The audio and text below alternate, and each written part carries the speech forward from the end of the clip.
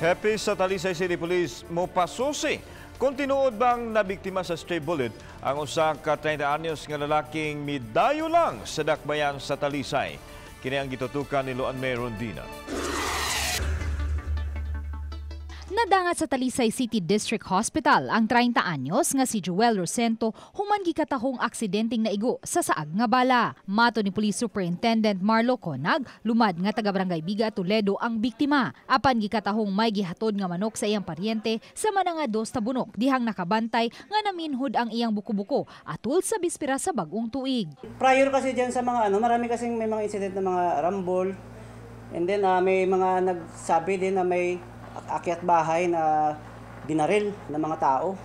So, and then medyo din kami sa kanya kasi inconsistent nga yung mga sinasabi niya.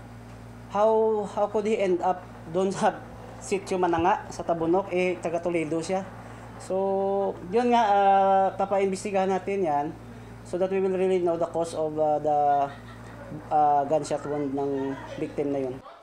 Apan nasayran sa balitang bisdak nga nakagawas na gikan sa tambalanan si Rosento tungod kay tapsing ra ang samad nga iyang nahiaguman. I instructed my investigator na balikan yung biktima at yung doktor to check whether it is really a stray bullet. I thought na-release ng biktima ba mas Toledo? Yun nga ipapacheck natin sa kung kailangan makipag-coordinate sa Toledo para hanapin yung biktima. Ipacheck natin. Sa kinatibukan, malinaw ra hinuon ang pagsaulog sa bagong tuig sa dakbayan sa Talisay. Uban ni cameraman Marlon Melgazo, Luan May Rondina, Balitang Bisdak.